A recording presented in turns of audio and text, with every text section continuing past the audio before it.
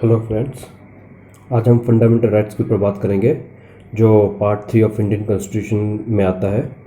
और article 12 to 35 में उसका प्रोविज़न दिया गया है। फंडामेंटल राइट्स वो एक बहुत इम्पोर्टेंट टॉपिक है इंडियन कॉन्स्टिट्यूशन का। तो एवरी स्टूडेंट्स जो एस्पिरेंट्स हैं जुडिशल सर्विस के लिए या किसी भी पब्लिक प्रोसिक्यूटर के जॉब के लिए या किसी भी लॉ फील्ड के लिए, तो सारे एस्पिरेंट्स के लिए ये फंडामेंटल राइट्स जो ये पार्ट है, पार्ट 3 ऑफ इंडियन कॉन्स्टिट्यूशन, वो बहुत इम्पॉर्टेंट है। और इस पार्ट 3 का डीप नॉलेज तो होना ही चाहिए, इसलिए ये बहुत मायने रखता है। तो आज इसी फंडामेंटल राइट्स के ऊपर थोड़ी चर्चा करेंगे और उसके बारे में थोड़े जानेंगे, थोड़ी जानकारी लेंगे।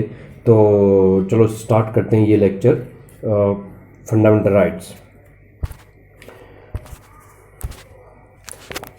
अब फंडामेंटल राइट्स में एक्चुअली फंडामेंटल राइट्स का जो प्रोविज़न है आर्टिकल 12 to 18 में दिया गया है, 12 to 35। But today we will discuss about regarding article 12 to 18 only.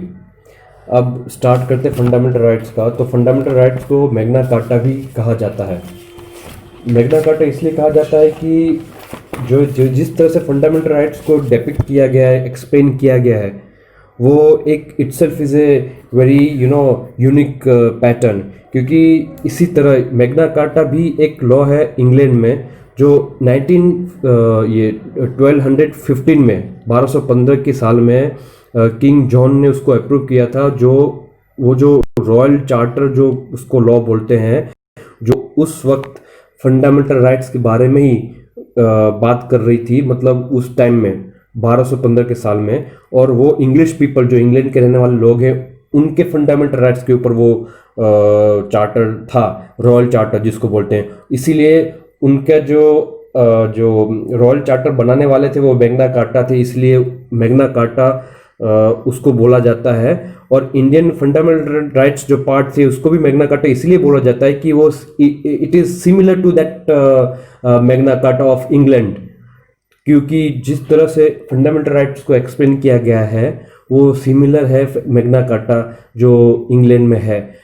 1215 में जो उसको अप्रूव किया गया था किंग जॉन के द्वारा, उसी क्वालिटी को सिमिलर ये फंडामेंटल राइट्स इंडियन कॉन्स्टिट्यूशन का है, इसलिए उसको मैग्ना कार्टा बोला जाता है। जो काफ़ी कम्पिटिटिव एग्जाम में ये सवाल आता है कि भाई मैग्ना कार्टा किस पार्ट को बोला जाता है इंडियन कॉन्स्टिट्यूशन के।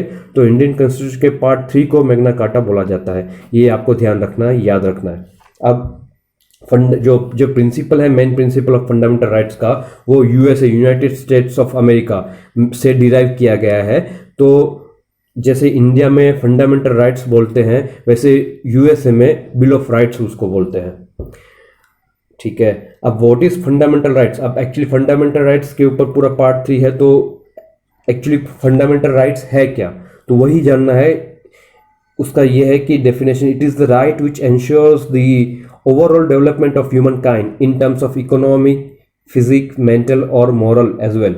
मतलब फंडामेंटल राइट किसको बोलेंगे? फंडामेंटल राइट उसको बोलेंगे कि किसी भी इंसान को, भारत देश के किसी भी सिटीजन को, उसके ओवरऑल डेवलपमेंट के लिए जो भी चीज़ उसको चाहिए, वो अगर अच्छी तरह से कॉन्स्टिट्यूशन उसको पूरा करे तो, और उसको हक के साथ दे, उसी को फंडामेंटल राइट्स कहते हैं। मतलब जैसे भी कोई सिटीजन को फिजिकल डेवलपमेंट में कोई रुकावट नहीं होना चाहिए, मेंटल डेवलपमेंट में कोई रुकावट नहीं होना चाहिए। अगर किसी चीज़ से मेंटल भी स्ट्रेस हो रहा है तो भी वो फंडामेंटल राइट के अंतर्गत वो अपना हक पीसफुली रहने का वो क्लेम कर सकता है। ठीक है। Moral, mental development, moral development, physical development, economical development, तो जितने भी डेवलपमेंट हैं, ठीक है, जो हर इंसान को उसके डेवलपमेंट के लिए जरूरी है, ठीक है, तो अगर वो राइट कॉन्स्टिट्यूशन देती है तो वैसी राइट को फंडामेंटल राइट कहते हैं। दूसरे अगर कोई भी अदर राइट्स है तो उसको फंडामेंटल राइट नहीं बोलेंगे। ठीक है।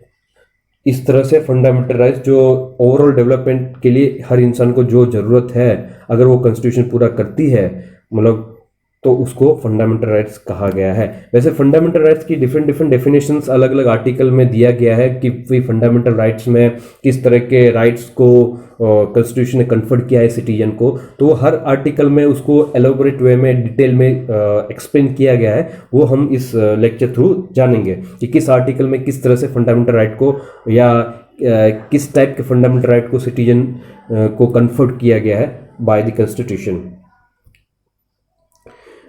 ये जो फंडामेंटल राइट है, this rights are conferred to every citizen of India by constitution. ये एवरी सिटीजन ऑफ इंडिया, इसमें irrespective of the state from where they belong, मतलब कोई भी स्टेट या कोई भी कम्युनिटी या कोई भी एरिया से आते हो, उससे कोई लेना देना नहीं है। जो हर कोई नागरिक जो भारत देश का नागरिक है, सिटीजनशिप है जिसके पास, वो फंडामेंटल राइट को क्लेम कर सकता है।